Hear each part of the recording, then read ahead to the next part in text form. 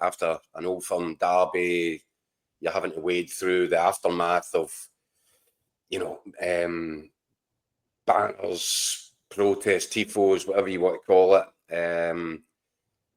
And I'm not sure what Graeme Souness is aiming there with that shotgun, but he seems to have fired one right into the foot of the Rangers supporters that put the banner up.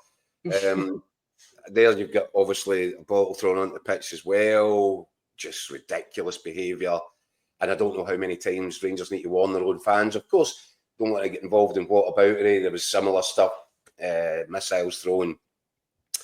Although the big kind of fuss was the Watergate at the last game at Celtic Park, Scooshgate, whatever you want to call it. But I just find it so tiresome, and maybe that's part of the reason for I don't really enjoy talking about it, Daniel, because it just drags us down. It drags everything down towards the gutter again, and there's so much to be enjoyed about this fixture in terms of football contest and rivalry. Oh, what are you doing there?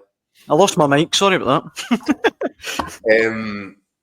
But it's almost inevitable that you end up having 2 or 3 days after the fact having to review the behaviour of some people that really should know better.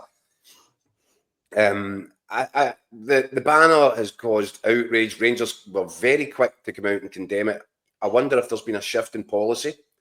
I don't know if that is to do with it's just that's the way Patrick Stewart wants the club run, or if there's a bit of American influence coming into this. But I'm all for it. If Rangers think that the fans have overstepped a line, then they should come out and say so.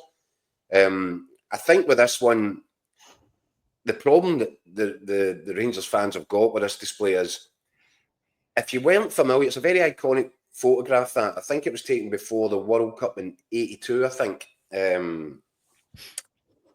was '82. I think you're spot on it. I checked that earlier. I think it is. Yeah, and it's a real iconic photo. But see if you're not familiar with it, I'm not sure that any of the American owners will have been too familiar with Graeme Souness picture taken in 1982. No. It just looks like a guy with a shotgun. And, aiming it at the Celtic end, it just looks terrible. And I get that they've tried to be clever because it's Souness and all that. But it's not worked again.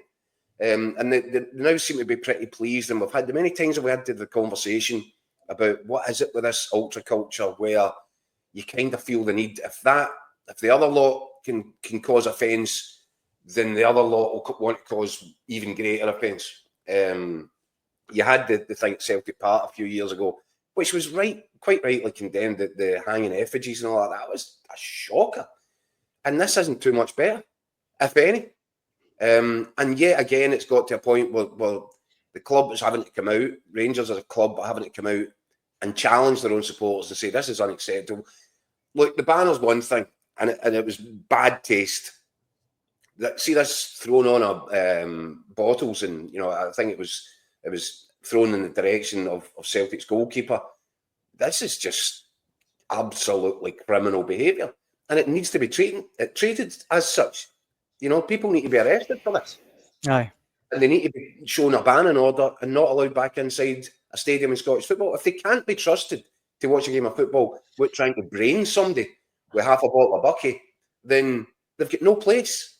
And it depresses me. It worries me a little bit about the direction of travel, as football in this country, because you don't have this same sort of ultra culture across English football.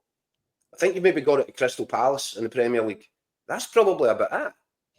And it seems to be that Scottish football has really plugged into it for whatever reason. And I worry a little bit about the direction of travel. Because, are the other fans or normal fans? I mean, so what we're saying is these guys are bigger fans, better fans. They deserve more of a stage. Well, that's not the case. I find that quite offensive. But the bottom line is they're almost dragging the ball away from the majority because of, I don't know, a sense of entitlement. I don't know, a need to shock, a need to outrage, a need to offend. And you kind of just hope that at some point the grown-ups come back into the room and say, no, this can't be tolerated, and it won't be tolerated. And worse than that, it's not just tolerated in Scottish football right now, it's openly encouraged. Mm-hmm. you know, I think Celtic might have been first with the Green Brigade. I said many years ago that in many respects, Peter Lawwell had created a bit of a monster there. And once you've created a monster, it needs to be fed. And it starts flexing its muscles. Green Brigade have done that over the years, on countless occasions. And now Rangers, they've got it's a different sort of mentality, but that kind of core desire to cause outrage, shock, and offence is just the same. I just think that fixture in general can do without it, and Scottish football on a whole should be, I think, very careful about, you know, whether it embraces further the culture that you know it seems to be. I mean, it is everywhere now. Even St Johnstone have got ultras. Aye. With their whaley boots and barber jackets and all. It's so we are, and I get it, the whole match day experience and the colour and the noise, and I get all that. But I kind of remember back in the day before ultras were ever heard of, there was never a problem in Scottish football in terms of atmosphere. It seems to me the vast majority of fans now just leave the noise and the songbook to the ultras, and time after time, these are the same people that drag the club into a situation which is highly regrettable. So maybe it might have been a good idea or a healthy idea for it to go back to the way it was when people went to the football. You responded to the atmosphere, or the atmosphere responded to the action, the match. If your team was playing well, it'd be noisy, it'd be up. If your team was playing badly, not so much. The ultra culture, it doesn't seem to matter. Your team could be 4-0 up, 4-0 down. The song sheet remains the same. The singing, dancing remains the same. And, you know, it's almost like they feel they're the big part of the show, not what's going on out in the pitch. I find it strange. I find it hard to understand. But I do think, and we've seen it with Pyro and all this stuff, it just causes a constant problem for the clubs who are you know, pandering to it in many ways. You'll have seen there at the bottom of your screen, I've been putting up some comments from everyone watching. If you want to get involved in the conversation, please hit us with your comment. I'll bring you in a wee second, Ross, but let me read a few of these out. Michael says, imagine putting something like that out in public when you're trying to get people to buy and invest in the club. Roy says, so instead of producing something classy for VA Day, they come up with that and still don't win embarrassing.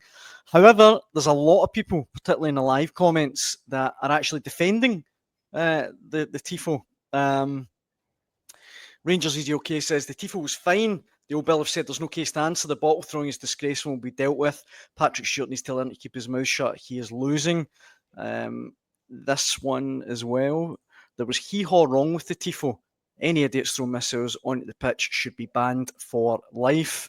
And just very finally, Andy Finnegan says, I'm not that bothered with this. I'm sure there will be an equally upsetting Tifo at the next match at Celtic Park. It's all part of the bitter rivalry. See, as Keith said there, Ross, see when that was unfurled yesterday, just watching it on the telly, I didn't realise it was Souness.